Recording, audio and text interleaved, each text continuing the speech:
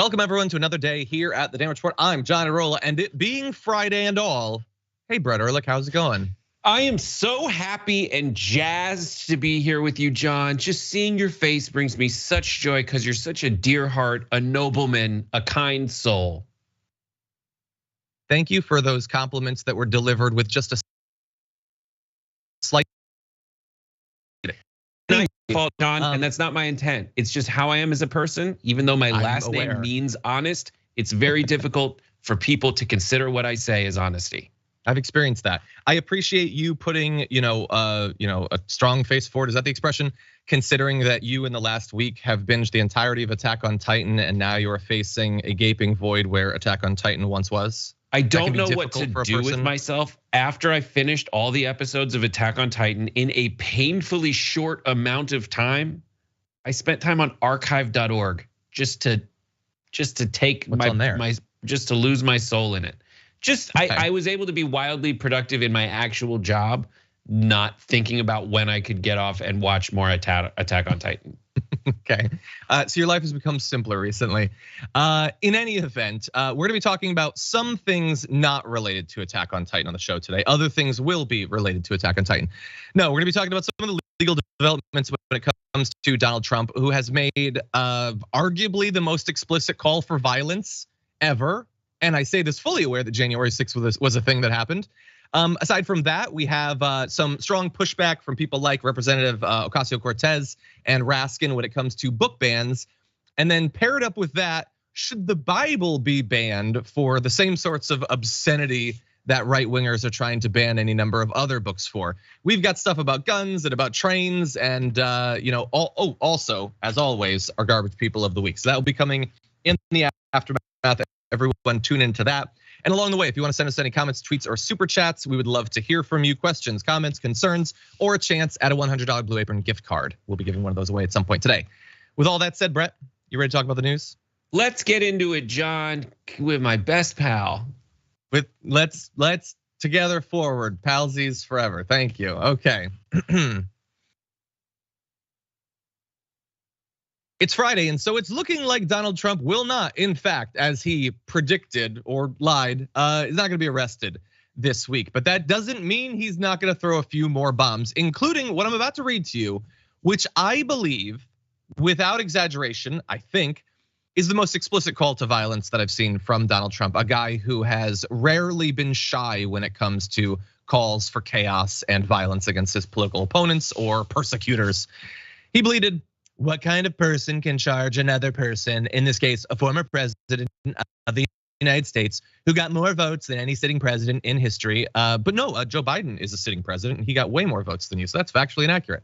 "And leading candidate by far of the Republican Party nomination, with a crime when it is known by all that no crime has been committed. And also known that potential death and destruction in such a false charge could be catastrophic for our country." He goes on, but I'm gonna stop there.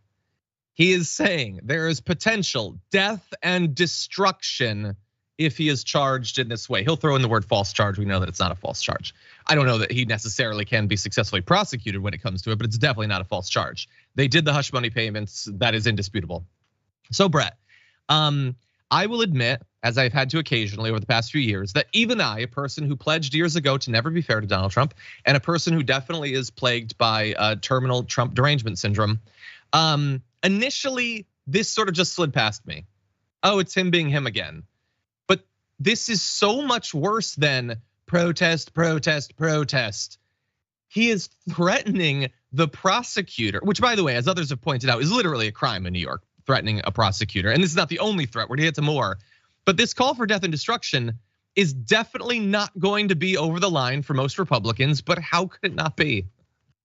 The strange alchemy of Donald Trump's brand is he has been able to really craft this persona where he gets away with saying stuff like this because he's such a ridiculous person that, back when you used to think to yourself of what is a politician like? A politician is someone who is very manicured and careful about everything that they say and trying to make the perfect sense so they don't get in alienate anyone whatsoever, and they walk the line, even ridiculously so, where they like repeat themselves when they're asked to give a specific answer and they're evading it. They say the same thing. I would love to answer that question, but it is important for us to blah, blah, blah. Donald Trump has, because he is an world wrestling entertainment style persona, he's able to say stuff like this, and folks just are like, I guess there's no crime there. There's no explicit crime. And because of that, he's just talking like these ethereal terms that won't end up getting him in trouble. It's as simple as that. Yeah, no, I agree. He has this particular aura that makes him immune to the sorts of things that would be big issues for other people. He just does, including things that he's calling for death and destruction. He's not calling for death and destruction. Don't you see, John? But I think that's a specific way to be careful. More eyes to roll. Yes, he's not calling for death and destruction. Literally calling for it. Don't you see? Threatening it. He's not threatening it. Don't you see, John? He's just making the very clear observation that no one in their right mind would disagree with, that Donald Trump's supporters will commit crimes, will kill people, and destroy things. And he is aware of that. Yeah. He feels no sense of responsibility to avoid that death and destruction. And I will remind you that like none of his claims are necessarily true. The idea that he is about to be arrested is not necessarily true. It hasn't played out. He made this whole thing up, don't you see? We're gonna get to more of that in a little bit when we get to Alvin Bragg. I just want to remind people of some of the other, I'm gonna say threatening language, feel free to disagree, or imagery. For instance, this is really ambiguous. This can be read on so many levels. This image that Trump bleated out of him holding a baseball bat, aiming at Alvin Bragg, the prosecutor that's looking at him right now. I don't remember, what's the mob movie where the guy kills a man with a baseball bat? Untouchables. The Untouchables, thank you. So I was gonna say that the earlier implication of chaos and violence, if you were to pursue him, is very much like a mobster. He decided to make that comparison a little bit more direct. I will also remind you that he recently referred to Alvin Bragg as an animal and also as a Soros-backed prosecutor. There's no indication that Soros has provided any direct financial support. But you just have to remember that for the Republicans, the threat of violence, racism, and anti-Semitism go together like pick a thing. I don't know, but he's done a lot of it. And it's had maybe very minor immediate consequences in that when, again, invoking sort of the specter of violence against the government, he's doing this rally in Waco on the, I believe, 30th anniversary of that tragedy. And GOP leaders in Texas are not gonna be going. They say they have prior commitments. So I think, unless they're just being honest, which I doubt, this is the most that we're gonna see in terms of pushback, especially as in recent weeks, it has become increasingly clear that it really does look like it's gonna be Trump again. DeSantis is starting to sputter a little bit before he's even launched. And so this is a guy who's going into the race, I'll say, threatening violence. I don't know, or there's an implication of violence to come. Yeah, I think that Donald Trump is really wowing all his friends and supporters with this really cool image of him about to hit a guy with a baseball bat. Because Trump's tough. He did play baseball when he was in his younger days. He actually did do athletic things. But as anyone who has seen him recently will say, the only thing he's swinging is a golf club. And in terms of the folks in Waco and beyond in Texas who are saying they have prior commitments, in a prior election cycle, they would cancel everything. They would avoid their going to their kid's Sweet 16 birthday party to get some FaceTime with Donald Trump. And right now we're in the phase of the electoral cycle where they are hoping against hope not to get dragged into this boring, horrible stuff anymore. At worst, and at best, they're like, I'm just gonna wait it out and see if he gets the support from the popular, or he gets the popular support that would force the hand of these play it safe politicians to then eventually have to side with Satan, essentially. Yeah, I'll remind people, this is what he's saying before he's been arrested. And again, maybe if he even is arrested, which isn't necessarily guaranteed, the entire thing might flame out. It might be a complete disaster. And maybe all of the right-wing dreams of that falling apart then makes like the Fulton County thing less likely, or the impending rape case. Maybe that harms those. There's no reason why it should, but our country is insane, so why not? But that said, if it doesn't go in that direction, and if he is feeling more pressure, then God only knows what he'll be messaging to his followers then. But I do want to turn to the other side of this.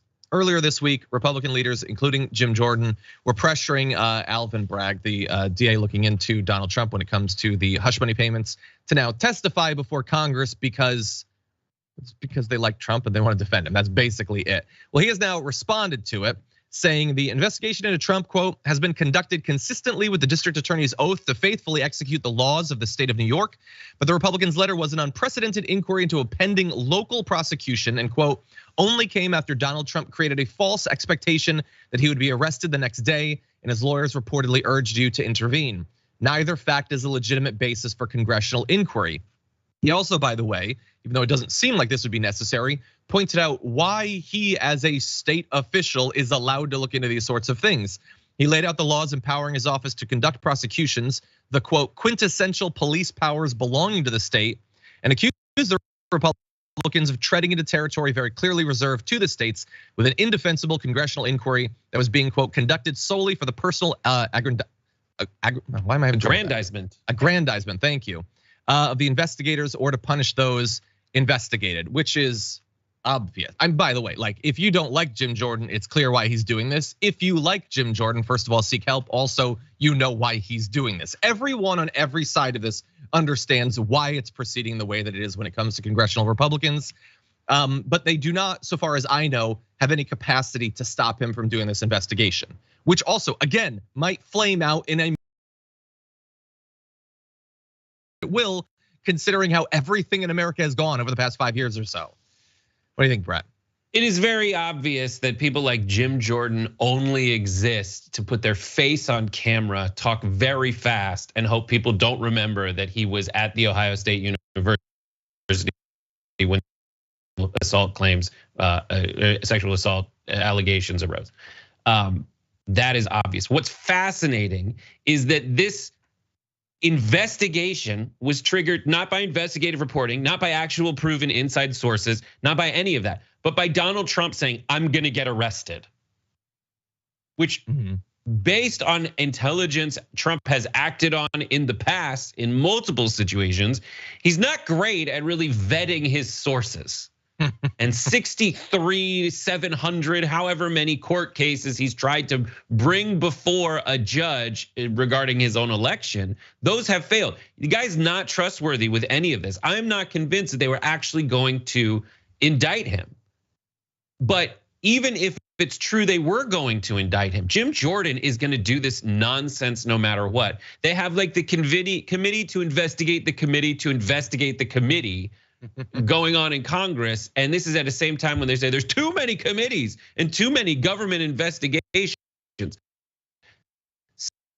It's nonsense, it's stupid. This is all just a chance for people on the right to play martyr so that they can say, Donald Trump, it's unfair for him and I'm a victim too, even though I have everything going for me. And then people who are kind of like people who aren't really suffering the consequences of the day-to-day fallout of the Donald Trump administration. People in big cities are like, oh my God, I just want to see him get arrested.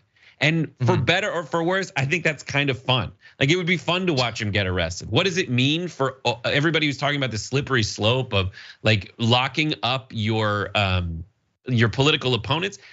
You have no leg to stand on because Donald Trump got into office saying lock her up for stuff that was essentially like, where was your email server? Yeah. Like, what are we talking about? Side is just so damn stupid. No one has their eyes on any eyes. Yeah, including this program.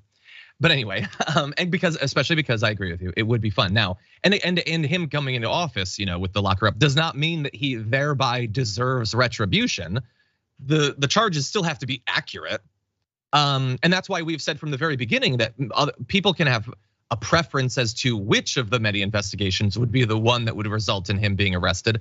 I personally feel like stuff having to do with January 6th, the call to George, is the most worrying when it comes to the future of democracy. But yeah, no, he doesn't just get to be immune to the law because he's prominent. That's not how, I was gonna say that's not how it works. No, that is how it works. That's not how it should work, to be clear.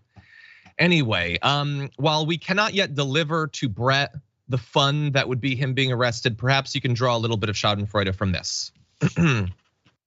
As Donald Trump awaits possible arrest that might never come, and as we all await a word of what's really going on here, apparently his closest partner, the person he is most devoted to, is sort of keeping out of it at this point. Melania Trump, according to sources close to her, is reportedly keeping to herself and avoiding any talk of the ongoing legal woes, at least in regard to the hush money payments. She apparently isn't interested in commiserating with her husband, which I'm sure he's doing 24/7, and is instead focused on a small, close-knit group of friends and family, including Barron Trump. Quote, according to one source, she doesn't sympathize with Donald's plight. And while I don't necessarily have an overabundance of empathy to throw towards someone who has affiliated themselves with Donald Trump for literally decades, I understand why she wouldn't sympathize with him. It's about hush money payments to cover up an affair that happened 4 months after she gave birth to their child. That would be a sensitive topic, I think.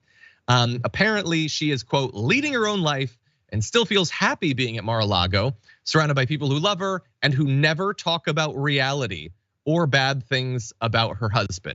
So I am assuming that in the same way that Donald Trump is not going to allow people to tell him things that are politically inconvenient, Melania Trump probably does not, and I think rightly does not want to be reminded of this ongoing scandal involving her husband's infidelity.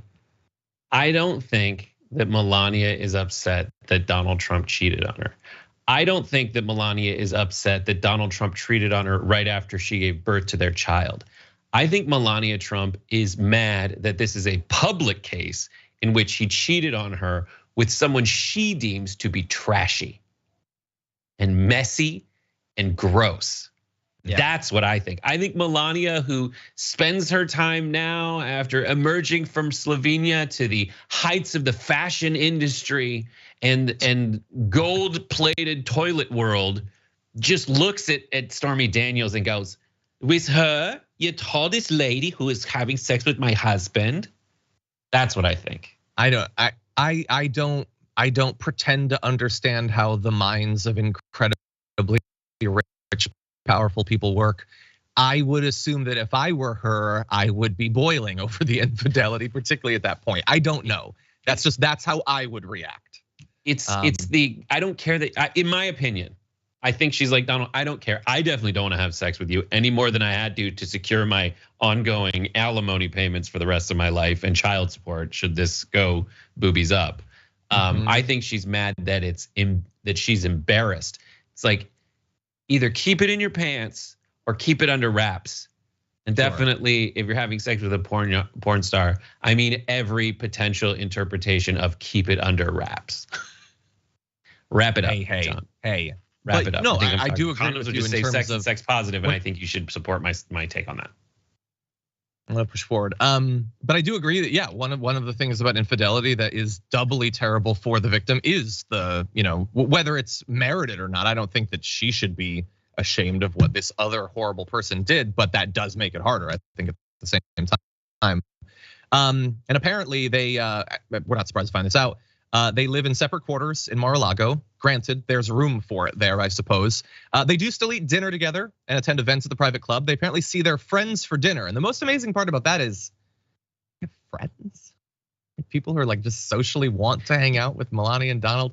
I don't understand it. I don't see it, but I think socially you have to think about society more than you have to think about social. You know what I mean? Sure, like what is society? Like these people are in society, and so that's what friend means at a certain point of social class and clout. Yeah, I assume. I've never been in society, nor do I expect to ever be. But it has feelings that, like, I'm prepping for. I'm gonna be vague. Like, no, I guess it could still be spoilers for Succession season 4. I feel like there's sort of a parallel there to how they must be feeling. Anyway, when it comes to the man betraying his wife. Anyway, with that said, we do need to take our first break. When we come back, we're gonna be talking about the book bans and some Democrats pushing back against it, as well as a parent trying to flip the entire thing on its head to score some rhetorical points. We'll have that for you more after this. Roar. Since it's just our close friends now, John, I'm going to, I closed all my windows, Ashley. That's all I'm saying. Yeah, I don't communicating, I closed them.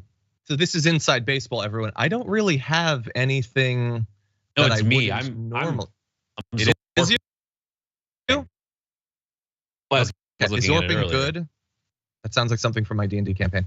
Okay, with that said, we're gonna respond to some of your comments since I think we've dealt with the sync issues and all that. Okay, let's see. Yoda, member for 25 months on YouTube. Thank you for your message. I do appreciate that. Thank you for being here and for your super chat as well. Much appreciated. Let's see. Kai says in a super chat, hey, John and Brett, as a child therapist, I am heated about any government trying to ban teaching warning signs for mental health symptoms to kids. Also, when Trump mugshot comes, and it will, can TYT please put it on a shirt? I'll get 100. That's a deal. We should do that. We should do it now in advance. Anyway, I do appreciate the suggestion for the merch, but also, yeah, look, any of the areas where they've tried to ban either individual books or writers, scholars, or entire areas of study suck. But in particular, so many kids are at risk of depression, eating disorders, suicide. Like so many of these things demand way more training than kids already get, as well as social acceptance, getting rid of the stigma and all of that. The idea that you would move backward on those areas is just the worst. Okay, Boulder Crypto says in a super chat, Attack on Potato, really? Familia Myth is a much better anime. So Brett, shut up. You will experience what I have experienced because I have not watched much anime. It really is just a couple seasons of Attack on Titan. You cannot say the anime that you've watched online without people being like, you should be watching Tokyo Zombie. Or whatever. Thank you. Tokyo Ghoul, sorry. Which I fell asleep. I hit the end of all the like ones in English with dubs because I can't just watch TV. Sorry, I have to be working and doing other things and on my phone and whatever. And so when I got to the end of the ones that are available on Hulu in English, it kicked me right over to Tokyo Ghoul, and I'm like, is this going forward in time? You didn't know that it was a different show. Yeah. That's funny. Yes, I do want to watch more. It's just there's so much TV these days. I haven't even watched the most recent season of Cobra Kai yet. Anyway, let's see. Granddad Marty over on Twitch has been here for a full year. Thank you, Granddad Marty, much appreciated. Muad'Dib says, I only want Trump arrested so Pete Davidson can date Melania. Oh, Jesus. I don't think that would happen, but I didn't predict most of the ones that did, so we'll see. Anyway, Company Fork Dragon, member for 10 months over on YouTube, says, if any of us Cheeto has over the last 50 years, they'd have already institutionalized us and melted the keys. Yeah, I mean, it is, I want to remind people because it would probably be hard to imagine in the modern era, but politicians have been arrested and served time for crimes, including corruption, campaigns, finance violations. That is a thing that has happened in the past. At least impossible now. Yeah, folks need to take into consideration that it is possible that it's both possible. Someone might be locking up their political opponents because of vendettas and trumping up charges. It's also possible that knowing that dynamic, there's people out there, politicians who might commit crimes, hoping that they can then just kick up a bunch of dust and say like, oh, they're coming after me. It's a witch hunt. It's a witch hunt. Both those things one of those things could potentially be true. And you have to find out. You can't just make a blanket statement like, oh my God, every time you do this, you're locking up a political opponent. Exactly. I think we should not generally be locking up our political opponents. And I also think politicians shouldn't be committing the crimes that they do. That's what I think.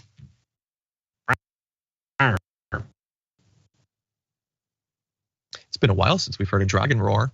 In any event, thank you everyone. We've got a lot more news to get to. If you're just joining us now, please hit the like button as we proceed into this. The life of Rosa Parks. This apparently is too woke by the Republican Party. Song of Solomon is unacceptable to Republican politics. 40% of banned books have reported are significantly addressing and specifically addressing LGBT issues. It is good to see on the national stage some pushback against the insane censorship, and not just censorship. It's bad. Ban entire subjects, entire courses of study being banned in places like Florida and in others. And now we have the Republicans trying to push forward this bill, the Parents' Bill of Rights Act, which we're gonna give you more details on, to begin this process at the national level. AOC has more to say about this. Take a look. Quote unquote parental rights and freedom hides the sinister fact of this legislative text. If you notice in these arguments, they are not really discussing what is actually in this legislation. It includes 2 provisions that require schools to out trans, non-binary, and LGBT youth, even if it would put said youth in harm's way. One of the highest rates of youth homelessness is in the LGBT community, from parents who want to kick their children out in households that may be unstable or abusive. For so many children of abuse, school is their only safe place to be. When we talk about progressive values, I can say what my progressive value is, and that is freedom over fascism. So look, we need that. We need what AOC had to say. We need that every day. We need that at the state level. We need that all over. People making clear what's actually happening now. And this intersects, I think, really well with the dissection of the modern use of this word woke. Can you imagine if the Republicans' plan was, we're just gonna put forward, we're gonna start banning books that were written by Black authors, by gay authors, by trans authors. We're just gonna do that because we don't like those. I hope that would be unacceptable. And so they found a way to cloak it to accomplish the same goal. They want to take entire massive swaths of humanity and make them basically legally not able to exist in the public sphere, for their work to not exist, for it not to be taught. It would not be acceptable if they were even slightly more explicit about their goal, but they've cloaked it in this vague language. And now you have this Parent Bill of Rights Act. It would require schools to provide parents with a list of books and reading materials available in the school library, which, based on my experience going to libraries throughout my life, is available. It's the Dewey Decimal System. They have an entire log of all of the books. Most of these are now computerized. As well as posting curriculum publicly. It would require elementary and middle schools that receive federal funding to obtain parental consent before, quote, changing a minor child's gender markers, pronouns, or preferred name on any school form, or allowing a child to change the child's sex-based accommodations, including locker rooms or bathrooms. It would also affirm parents' rights to, they say address, I'll say berate school boards and receive information about violent activity in their child's school, which is important. You need that information before you as and stop anything from being done to stop the violence. And so AOC also points out the human cost of this. And from the very beginning, Republicans haven't given a damn about the kids who are going to be perhaps abused, maybe kicked out, disowned by their parents as a result of them wanting to identify with the way that they do.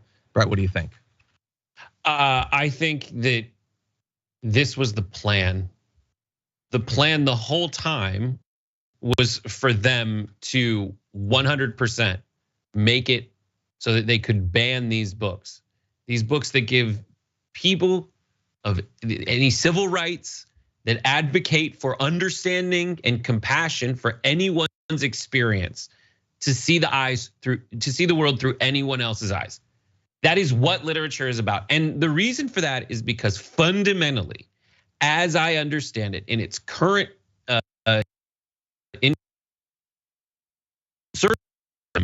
is the opposite of the good guy wins.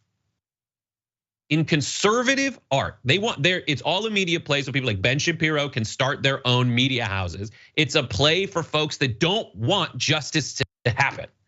In a conservative version of Superman, Lex Luthor kills the alien who's trying to stop him from realizing his own Ayn Randian business goals.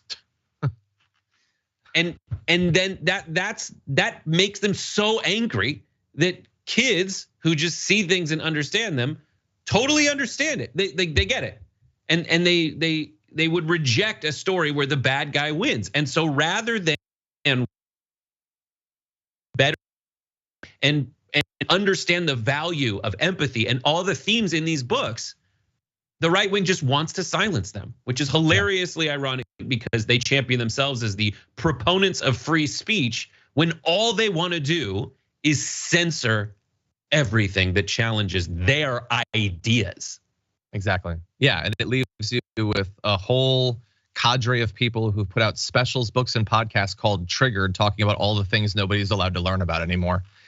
In any event, while what AOC had to say was great and important, she wasn't the only one with powerful commentary. Let's jump to Representative Jamie Raskin.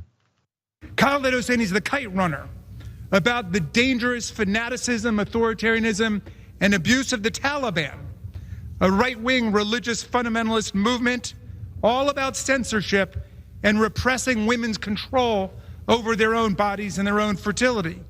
The Handmaid's Tale, Margaret Atwood's extraordinary dystopian novel about a right-wing misogynist movement which uses high technology and depraved religious ideology to control not only the minds of their followers, but the private and public lives and the fertility of women. And of course, George Orwell's 1984, because they have no sense of irony. They're always trying to censor this one. Mr. Chairman, gentleman's time's expired. We need more politicians reading books in America and fewer politicians trying to censor books in America. Just as a general rule, if I was gonna go around censoring thousands of books, I would just not do 1984 because I feel like that makes the entire thing too obvious. But then I'm not trying to do challenge mode on the gallop towards fascism, I guess. So yeah, they have. And by the way, it's not like Republicans just started trying to ban 1984 and books like The Handmaid's Tale. Those books have been challenged by literally decades by all sorts of people. So that is true, but they've also gotten caught up in this. And so thank you to Representative Raskin. Obviously, in some cases in that video had difficulty, still undergoing chemotherapy and all that, in speaking forcefully against the censorship. Brett, what do you think? In my opinion, call me crazy, but banning Orwell, it's kind of Orwellian. Seems like it. And which is it, guys? Which is it, right wing? Do I need to read 1984 so I can understand what's going on in this double speak word police world? Or should I not read 1984 because you're literally banning it? Which is it? And that's why I say we are at the stupidest point in discourse in America. Or depraved points in political discourse where it was just like, you can't be, you have to be, you have to do this and you have to do that. Or like literally segregation. Now we're just at a dumb point where because folks are just so jazzed to tweet something angry or because it's so easy to feel like you have the right answer when you're putting something online or interacting with folks in a digital world. You don't realize you've become a 100% fundamentalist. Yeah. You have your fundies in a bunch. There's that stupid. 100%. I also want to give people just a few of the facts, the updated facts that are recent.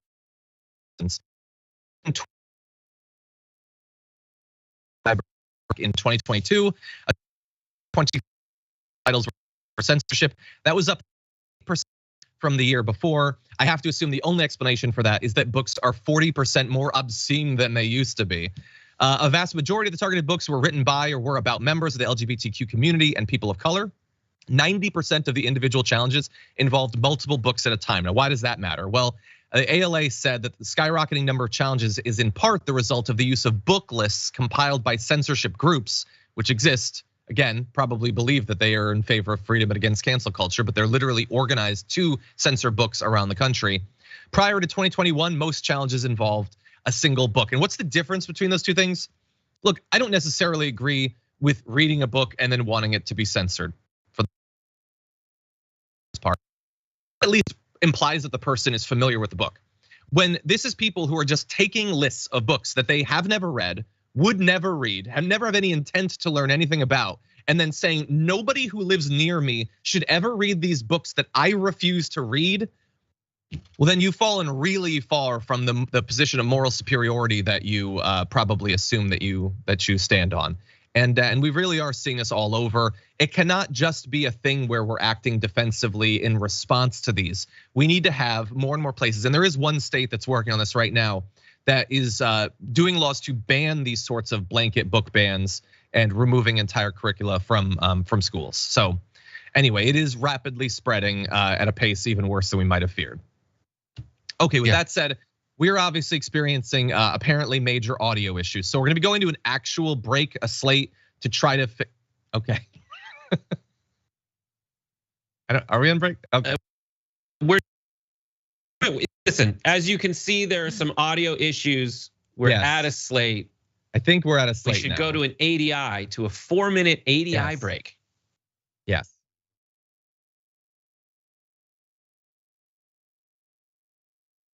Indisputable has been named the fastest growing news TV show in the United States of America, compared to all shows on CNN, MSNBC, Fox News, and roughly 30 others. What do we do on this show? We tell the truth. You know why we tell the truth? Because the truth is simply indisputable. Donald Trump radicalized citizens. He's the chief terrorist. Republicans still want you to think that critical race theory is the greatest evil that can happen in K through 12 education.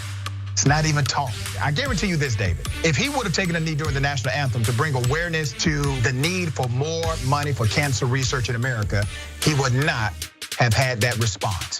It was the fact that he took a knee for black folk and brown folk. You rather pick the voters because you're scared of the voters picking the politicians. It frightens you. But we coming. When you are in a privileged position, equality looks like oppression to you.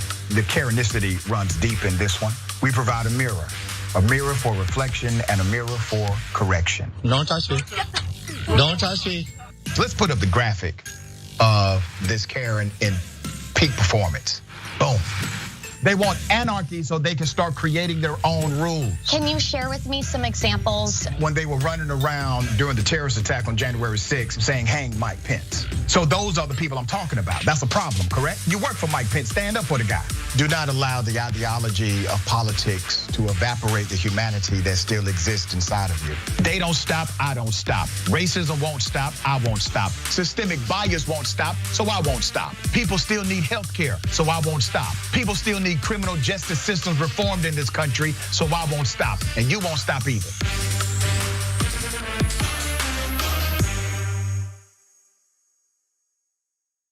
Here at the Young Turks, we do our best to bring you the most essential news stories of the day, but we can't cover everything in a 2-hour show. And for the rest, I recommend Ground News. Founded by a former NASA scientist, Ground News uses a revolutionary system that analyzes where the news is coming from and gives you complete transparency on the potential biases these sources may have. That way, you can read between the lines of media bias and break free from the corporate media agenda. In arming you with the context and transparency, you'll have everything you need to think critically about the news and build responsible media literacy for yourself and others. With Ground News, you're not just mindlessly consuming the media, you're part of a movement that is working to hold them accountable and get straight to the facts. Break through the filter bubbles, the propaganda, and the bias, and subscribe to Ground News today.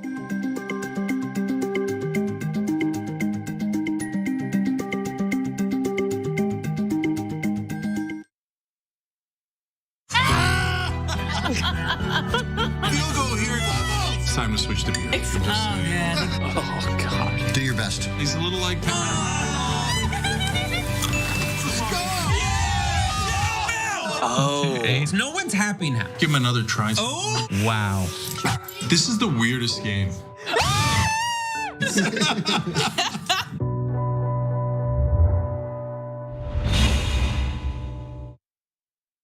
We've been around for about 20 years and we have about 20 billion views. Am I proud of that? Hell yeah, I am. We put out 20 billion messages in a bottle. Have we helped to move now 2 generations, millennials and Gen Z, to become progressive? Yes. Those numbers are real. We moved generations. Were we the only ones? Of course not. But we have been the largest online news show for now decades.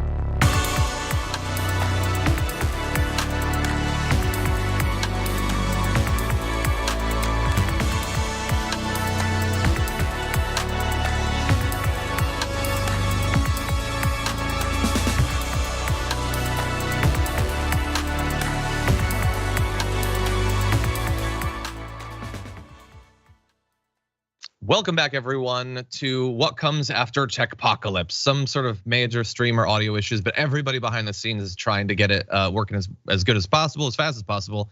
And I think, Brett, it's working. Assuming I can hear you, say a word and let's see what happens. Today. Nice. Okay, it works. So very glad to have you here, Brett. Everyone out there, thank you for dealing with us. I saw people posting conspiracy theories about leftist audio. So I don't know what's going on. Skype is a hell of a technology. But in Skype's defense, it's only been around for King. Anyway, with that said, we're gonna push forward with our news and see how much we can get to. As always, the aftermath will feature the garbage people of the week, so definitely stick around for that. With that said, why don't we jump into this? A parent in Utah has filed a request to ban a book, which wouldn't necessarily be newsworthy. Parents are doing that all over the place, but it's the book that they're wanting to ban, and that is the Bible. They want it banned from schools, citing a law that was passed last year that removed dozens of books already from schools and libraries in just the last year. They wrote in their request for the Bible to be removed, "Get this porn out of our schools." And bear in mind, in 2022, Utah passed a law banning books with, quote, pornographic or indecent content. The initial list of banned books included many titles that featured coming of age stories that also deal with themes of sexuality and gender. As in a lot of other states, these laws are being passed to strip entire sorts of books, sorts of authors, particularly people of color and members of the LGBTQ community. And therefore, in the Bible, they say it includes incest, onanism, bestiality, prostitution, genital mutilation, fellatio, dildos, rape, and even infanticide. You'll no doubt find that the Bible, under the new Utah code, has no serious value for minors because it's pornographic by our new definition. And they say, I thank the Utah legislature and Utah Parents United, one of the groups behind it, for making this bad faith process so much easier and way more efficient. Now we can all ban books and you don't even need to read them or be accurate about it. Heck, you don't even need to see the book.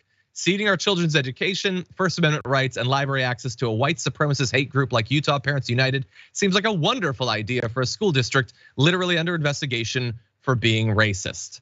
And yeah, so obviously it's not a serious attack against it. And I'm not even 100% certain that school libraries would contain the Bible, but a lot of these bans go beyond just school libraries anyway. So Brett, what do you think?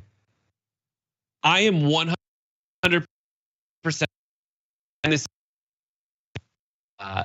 and I don't think we should stop at the Bible. We all know that the cat in the hat is not talking about the cat's head being in the hat. He's doing horrible things to that hat.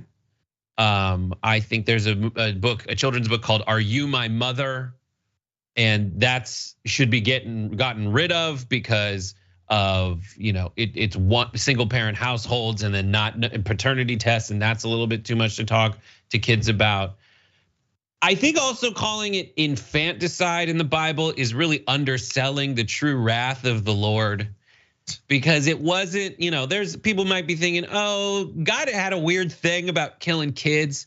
Like there was one weird like April Fool's joke God pulls where he's like, if you really love me, you should kill one of your kids for me. And then he steps in and is like at the last second, no, that was just a joke. I wanted to see if you really cared. Not to mention later on in the history of humanity when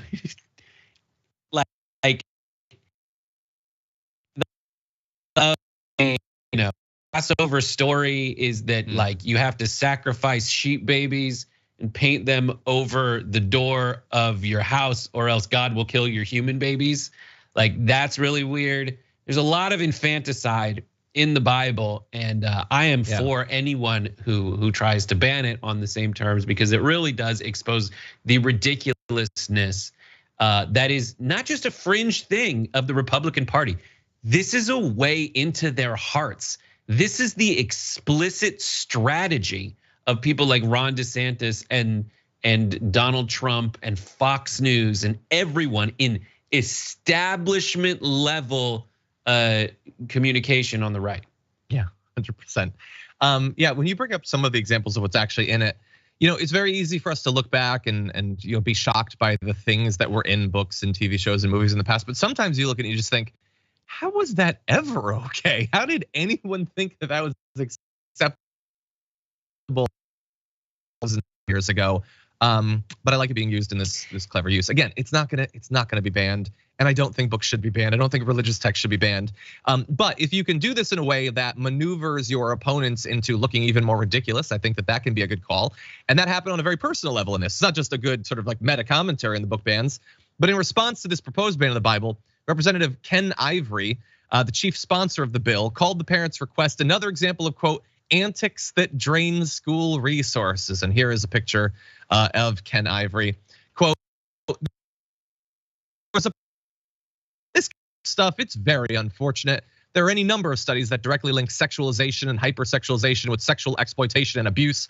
Certainly those things we don't want in schools. For people to minimize that and to make a mockery of it is very sad.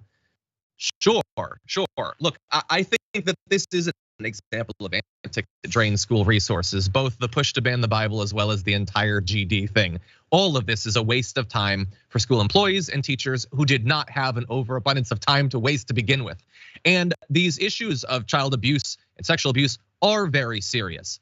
To then make a mockery of the reality of it by pretending that gay second grade teachers are the chief source of child abuse in America is making a mockery of one of the most serious issues facing kids in America. And so Ken Ivory, I'm trying to avoid making some fairly obvious jokes right now, looks ridiculous because he's part of a ridiculous political movement. It's so, I don't know what's sadder, if they actually believe it or if they're trying, but both are equally evil in the eyes of the Lord. And when God told Noah to get together 2 of every animal to wipe the slate clean in one of the most amazing mass genocides in all of the Bible, a book that has plenty mass genocides in it. Yeah. Do you think he would save you?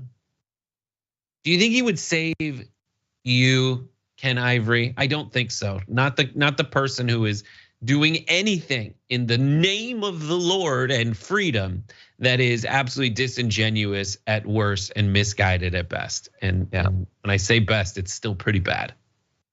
It just, sometimes the universe dishes up irony. The idea that this group, which that parent is referring to as a white supremacist group, which is trying to ban many different types of authors, but in particular people of color, that their champion in that would have a name that means white.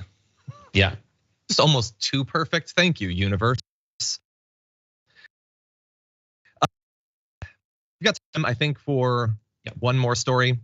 I think we'll push forward with the D block, what we plan to talk about. So whenever we're ready, why don't we jump into this?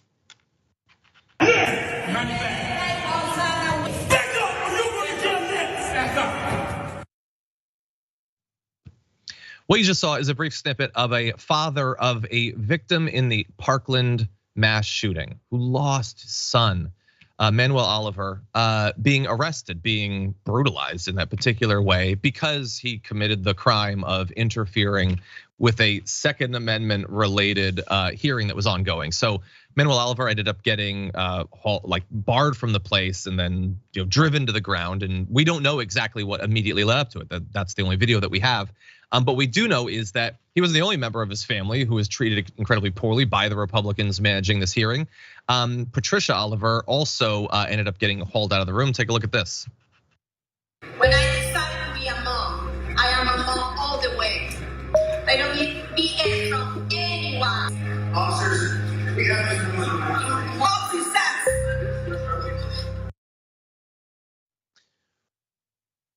Yeah, so look, the Chairman Fallon said he didn't know who was speaking when he said, I believe the words were "remove that woman," which really sums up, I think, right-wing politics in the modern era. But the idea that there would be no empathy remaining from these Republicans for these 2 parents who've gone through an unimaginable tragedy. I don't know how, as the parent of someone who died in one of these shootings, you can sustain years of activism which hold the hope of reform, but also are a constant reminder of the worst thing to ever happen to you and your family. And so the fact that they persist years later and receive so little assistance, so little, just common decency, it just sucks. And this is, by the way, this is a hearing about guns. It's the quote, ATF's assault on the Second Amendment. When is enough enough? So even when you can finally get a hearing on guns under the Republicans, it's about how the ATF is being unfair. Right, what do you think? It's not a hearing. The way that they labeled the hearing means they're not there to hear it from you. And if it's a speaking. It's a speaking, it's just stupid. It's just a nothing. And when someone tried to make it a something, that person was pushed to the ground and arrested violently. This stuff happens all the time, by the way, in the halls of Congress and in any place. Someone comes in at the back and it says something, and then they have to be taken out because order in the court. And the people, typically Republicans in these situations, when they're having hearings about gun safety, that they are bigger victims than the people that the folks in the back shouting are trying to give a voice to, who died in a place where there should have been safety as well, their school. And it is insane to me that in this current environment, the right wing thinks that the biggest victims is them, and the biggest culprit is books, when really the biggest threat to the safety of children in our schools is firearms. And when folks try to, in a good faith effort, get protections for people in a place that should be sacred and safe, the Republicans literally call it government overreach from the jump before they have a chance to hear anything. Yeah. By the way, it really does feel like, hypocrisy doesn't matter as much as I think it should. I don't know what your position on Ben has never cared about it. He thinks it's very natural, and I get it. He's been following politics for longer than me. But if you're going to have, for instance, like a movement against cancel culture, and then you immediately pivot to banning books and banning entire topics and banning being able to reference that Rosa Parks is black or whatever, it feels like that should be like fatal hypocrisy. If you're going to have a movement which the slogan is save the kids, and it's all about protecting the children, and you flee at even the mention of the thing that's killing the kids, that should be fatal hypocrisy. And maybe it is. I mean, the fact that Republicans can't win national elections, and so many of their most radical candidates, especially at the Senate level, lost. Maybe, outside of places like Florida, it is fatal. It's just like, it can't be said enough how little they actually care about the substance of the things that they talk the most about. Yeah. Any other thoughts, Brett, for him? I think that, the Donald Trump, whether he created it or crystallized it, more than anyone, just didn't do the thing that everybody else was kind of goaded into doing, which is apologize or acknowledge wrongdoing. Talking past the hypocrisy. Now, staying on message has always been something you do in politics, but talking past the hypocrisy, pretending it doesn't happen, and not apologizing and actually going after people who are rightly accusing you of wrongdoing, that's a new thing. And he got away with it. And so everybody else is trying to as well. Yeah. Okay, buddy, that is unfortunate all the time we have for the first hour of the show. So thank you to those of you on the linear platforms or listening on the podcast. But there is a lot more to come in the aftermath for those of you on Twitch, YouTube, the members app, a lot of other places, including the throwing away of the garbage people of the week and some other awesome news. So I hope to see you there.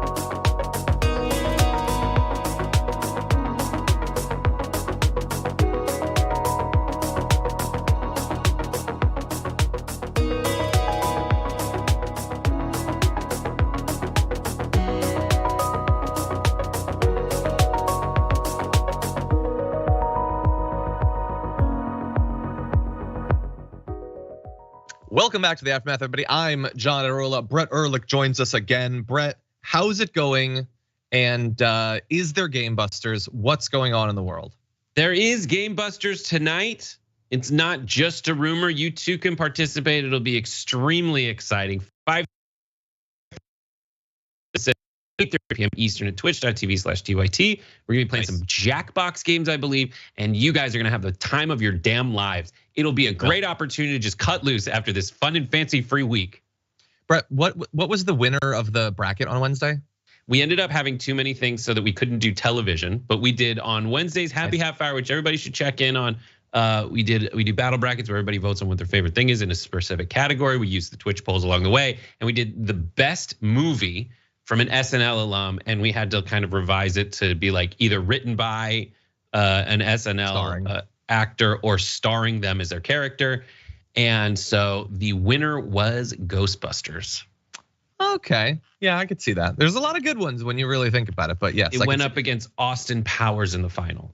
That's good. Yeah, there was a prediction that if it had included TV, Barry would be a strong play for that. But yeah, that was in my original. Okay. We're gonna have, so next week we're gonna do the same thing, but with television shows. So if you're a Brooklyn Nine-Nine fan, Parks and Rec, any 30 Rock, nice. We're gonna do that next week. Let's do it. Okay, everyone, coming up very soon, Garbage People of the Week. We will be throwing away some garbage. We're probably only gonna get to one topic before that. We've been losing some time. And credit to everyone behind the scenes trying to make it work. By the way, if I was a solo operator, the show just would not be broadcasting right now if I'd experienced these problems. So thank you to everybody who is allowing us to keep going. Okay, I want to read some comments. Susaniva 520 Eva, welcome to Tier 1 membership. Glad to have you here. Gail has been a member on YouTube for 27 months. Thank you so much. Let's see. Nerdopithecus, thank you for your comment on the chat. I did see that. Thank you. Red the Calico Cat Dragon said in a super chat, the only anime I've kept up with is Case Closed. I'm not familiar with that one. I'm not, but thank you. Miss Anonymous gifted a damn short membership. Thank you. Jeremy, member for 10 months, says just wait for them to ban Animal Farm. I'm not sure that they get what Animal Farm is about. Bestiality.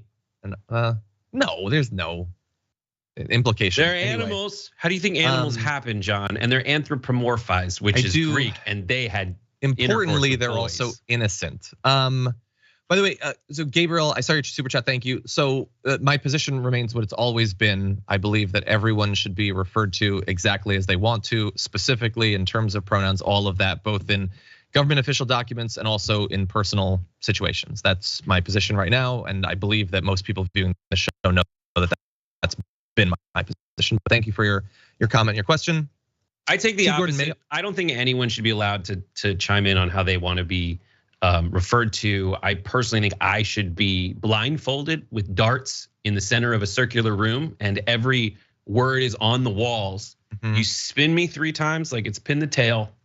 I throw it wherever it lands. That's what you have to be referred to as for the rest of your life. I wish that I had a dart that I could throw at you right now. Thank you. Anyway, that's how I feel.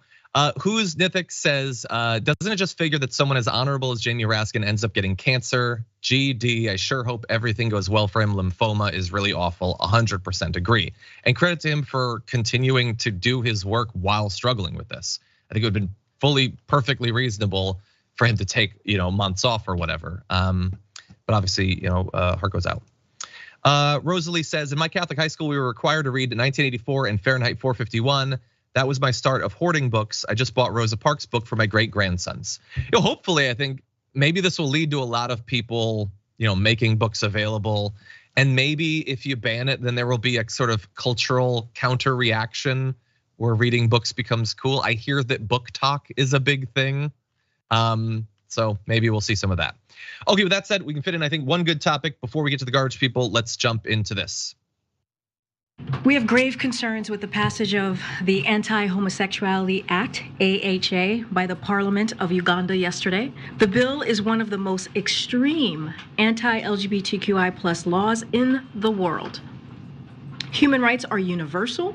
No one should be attacked, imprisoned, or killed simply because of who they are or whom they love. It's obviously a very clear response to the bill that Uganda passed earlier this week from the press secretary right there. And there's no exaggeration that this is about as extreme a bill as you could imagine, with penalties ranging to decades in prison or even death for simply identifying as a member of the LGBTQ+ community. It constitutes what's seen as a further crackdown on LGBTQ+ people in a country where same-sex relations were already illegal, as they are, by the way, in a number of other countries in the region, punishable by life imprisonment. It targets an array of activities, includes a ban on promoting and abetting homosexuality, as well as conspiracy to engage in homosexuality. And to give you some of the specifics on how multifaceted and radical this bill is, a person who is convicted of grooming or trafficking children for purposes of engaging them in homosexual activities faces life in prison. Individuals or institutions which support or fund LGBT rights activities or organizations, or even just publish, broadcast, and distribute pro-gay media material face prosecution and imprisonment. Media groups, journalists, publishers face prosecution and imprisonment for publishing, broadcasting, distribution of any content that advocates for gay rights or, quote, promotes homosexuality. And there's obviously going to be a huge amount of latitude for them to define this however the hell they want. Death penalty is possible for what is described as aggravated homosexuality, that is sexual abuse of a child, a person with disability, or vulnerable people, or in cases where a victim of homosexual assault is infected with a lifelong illness. And even property owners face risk of being jailed if their premises are used as a, quote, brothel for homosexual acts or any other sexual minorities' rights activities. And if you hear that and think, well, wait, isn't that encouraging people who own property to go way beyond what they need to do because they're terrified of being targeted by this law and trying to root out anyone who might or might not be a member of the LGBTQ community? Yes, it appears that that is what it's for. Many components of this are not just horrendous, but also basically incentivize people turning other people in, trying to identify people as having violated all of these many stipulations. Like I said, this is just going even further than the country already did, where there was a great deal of legal and social bigotry, and it joins other countries in the region that are. I am against this law for very obvious reasons, and that should go without saying. It is insane that they would go to these lengths. It is, you have a choice of how you want to interpret this and talk about it. One way to talk about it is they themselves are promoting homosexuality, they're letting people know about it. And where do you draw the line? I think that in situations like this, especially with the more like, if you own a building and people have sex in it, you're put to death. That is just ripe for people to use it to go after their political opponents, anyone that they want to put in jail anyway. There is going to be no doubt when it's something like homosexuality, any kind of gender identity issues, it's, when folks on the right, they'll say like there's a witch hunt going on. This is absolutely a witch hunt. This is something that you just accuse people of, and then what? Everybody's afraid to be on the side of homosexuality, that they won't even have a fair trial. Places that pass laws like this don't end up having fair trials anyway. And most terrifyingly, this is what the right wing wants in America to at least some extent. They want that. And at benefit of the doubt, the instincts that they're catering to and amplifying and leaning into as an establishment Republican electoral identity is, and there are people that support them that do. And this is just a case that allows us to hold up the mirror to American society and show just how close we are to them. Yeah, I think that there's a necessity to draw the comparisons now, but also to remind people of the historic links that have already been there. As has been pointed out, when some of the earlier versions of this or similar bills were being passed in countries in the region, the US was not disconnected from that. Christian organizations, radical right-wing Christian organizations, had been supporting this sort of legislation and social bigotry and all of that for a number of years.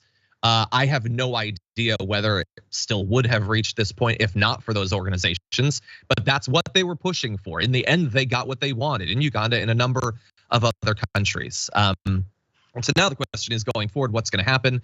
And there's been some early signs of how the US might respond to it. Take a look at this. We would have to take a look at whether or not there might be repercussions that we would have to take, perhaps in an economic way, should this law actually get passed and enacted. And that would be really unfortunate because so much of the economic assistance that we provide Uganda is health assistance. Talk about the possible sort of regulations, which, as John Kirby in that video even points out, that might be one of the only tools that could be used, but using it also has consequences to people who have benefited from that aid. And so it definitely puts other countries in a very difficult position. Any final comments, Brett? Nope, you summed it up. Yeah. Okay, everyone, we're gonna transition over to our garbage people in just a moment. I wanna read a few of your comments. Before that, Engine Fair member for 20 months on YouTube though says, hats off to the tech crew. I expect they're doing their best to figure things out. Stream problems can be hella hard to fix. Definitely. I don't even understand what there is to understand or not. That's how complicated it can be. Bittersweet Dragon, thank you. Says your hair floof is fantastic. Jesus, thank you. Banta Dragon member for 27 months says, happy Friday, Dragons. Be safe out there. Agreed. Chaplain Fred has a theory. The reason you got audio issues is because Brett is taking the Lord's name in vain too much. The audio has been poltergeist. Who is the Lord? I didn't take the Lord's name in vain. He dwells within you, Brett. He does. I advocate for his message. Jedi Dragon member for 26 months says, sorry about the tech issues, but can my partner and I get a shout out for our 21st anniversary? She deserves a medal for putting up with me year after year. Congratulations to the both of you. That's awesome. Happy birthday to Thank you. You didn't have to put it that way. That seems weird. Anyway, thank you to both of you. Or your business partner. I hate that word. It's so confusing. For a second, I'm like, oh, you went into business? Oh, no. You do nasty things with them. I support both. I shouldn't have started reading the comment at all. Yeah. T. Gordon Mayhall says, late but never absent. Glad to be joining you and Brett today. Love y'all's chemistry. Feel free to take that back after what you just heard. Anyway, Leilu Dragonfly, member for 22 months, says, hi, John and Brett. Thank you so much for making Friday the best day of the week. Love you both. Thank you. Keyjohn, thank you for your comment on Twitch. I did see that. Thank you. And April as well. Thank you. Needle Riot has been with us for 24 months on Twitch. That's awesome. Thank you so much. Sugarcaned Games, it's been here for 31 months. Says freedom over fascism, echoing Representative Ocasio-Cortez there. Thank you. Drew and George has been here for 24 months. Reached the 2 full year mark. Jeez, and Muffet is almost there, 22 months on the precipice.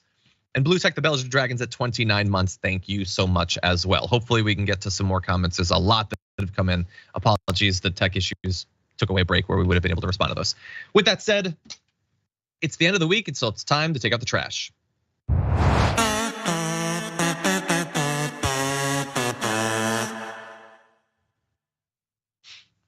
Brett Erlich, who is your garbage person of the week? My garbage person of the week is fake populist Tucker Carlson. And don't just take my word for it, saying he's a garbage person. Here to call out Tucker Carlson for his fake populism is Tucker Carlson. Take a look. But I think there's kind of a deep phoniness at the center of his shtick. And again, as I say, the shtick is sort of built on this perception that he is the character he plays. He is every man, this kind of, he's not right wing, he's a populist, fighting for you against the powers that be. And that's great as a shtick, but I'm just saying the moment that it's revealed not to be true, it's over. The moment he gets caught, slapping a flight attendant on the Concorde for not bringing his champagne fast enough, or barking at, one of his subordinates to take the, brown M&Ms out of my bowl and get me a bottle of Evian, or something like that. The second that makes page 6, it's over, right? Because the whole thing is predicated on the fact that he is who he says he is, and just nobody is that person, especially not someone who makes $1 million, or many millions a year. There you go. Harsh words against Tucker Carlson coming from Tucker Carlson, who's calling out essentially, in the original context of that video is he's calling out Bill O'Reilly hilariously, saying that what Bill O'Reilly was doing as a millionaire pretending to be a populist, that was wrong to do. Tucker came into that role replacing Bill O'Reilly after O'Reilly was sent out for a sexual harassment claim. So for essentially smacking a flight attendant on the butt, he's gone, and much worse, he's gone. Tucker showed up and was like, what do? I know I don't want to go off air anytime soon. So he tried his own thing for a while, but then realized that fake populism thing, that Tucker himself had called out years and years and years ago. Maybe there's something to that. And Tucker has leaned into that nonstop ever since. And as John and Anna explained on Wednesday's Young Turks show, and I'm sure you've done it elsewhere on the network, including this show, Tucker Carlson is just lying about supporting this populist movement. And we all know that he's the Swanson broth heir, and the only reason he has a job in media is through sheer nepotism because his daddy Dickie, that's his name, and his son's whole affect. But his daddy Dickie was in charge of essentially like the National Press Bureau and an ambassador to the Seychelles. So Tucker Carlson, I'm glad that back in the day, Tucker Carlson called this move out for being such nonsense and a shtick and an act. And hopefully Tucker Carlson will have the gall these days to reemerge from wherever he went to. Bowtie Tucker Carlson can someday reemerge and take down necktie Tucker Carlson for being a total liar and a cheat. Yep, and just previewing years and years in advance exactly what he was going to do, 100%. He did come up with a little bit of preemptive defense. It is easier to defend himself from accusations of the Brown and M&M's things or the champagne thing if he makes sure that he's regularly photographed wearing like a fleece vest in front of like wood paneled walls or something. Yeah. Then he's not as hoity-toity, I suppose. Oh, and I love the M&M reference in there because the guy has done nothing but go after M&Ms in his bowl ever since. Yeah, I like the idea that this is not just normal fake fury on the right. He is actually this obsessed about M&Ms, and he might have accidentally revealed that while he's frustrated with some of the M&Ms changing, they don't turn him on like they used to. The brown one always deserved to go. Anyway, thank you. Okay, my garbage person of the week is this guy, Matt Couch, who has a big following on Twitter, some kind of right winger. He spread this video. And it's a group of teens jumping another teen. And the reason he's on here is not just for this video or just for the caption that says, perhaps the Manhattan DA can investigate this group of thugs who viciously attacked and beat a 12-year-old white, capital W, white girl in New York City. That would be bad enough. Using crime to society shouldn't be prosecuted for their crimes would be bad enough, but it's worse. As we now have this tool on Twitter where you can add contextual information, and they did that. It's the video's 3 years old. It's a 15-year-old victim who was not white, and at least 5 people were arrested for it. So the facts are like all wrong. Even that's not true. The NYPD arrested 12 people in reference to it. So the need to let Trump off the hook because they can't track down these teen criminals is outdated, and they did track them down. But then, after having it pointed out that all of the facts are wrong there, he then replies, apparently the kid was 15 and possibly not white, which now, according to the liberals and morons commenting, now makes this video okay. So even in that, he does not respond to the fact that the video is years old, so it's super weird that he's spreading it right now. But he's even more wrong than he's acknowledging there. And the added garbage is that the video is still up, by the way, and why wouldn't it be? It got nearly 13,000 retweets, 31,000 likes. Why not gain more clout when you're getting clout for free and nobody seems to care that what you're spreading was horribly racist initially and also wrong in basically every fact? Brett, what do you think? I mean, this is why I call it scornography, in the same way that adult content frequently is just not very realistic. But people like get all into it and like, no, this is their fantasy. This is his fantasy. It doesn't have to be based in reality. It has to have some trappings of like whatever he wants the world to be, plus a little bit of truth. Like, yes, there are pizza delivery people, but they don't show up and ask if we want to, Anyways, but yeah, this is explicitly for the purpose of fantasy and emotional self-pleasurement through rage or anger or indignance, but really this faux righteousness.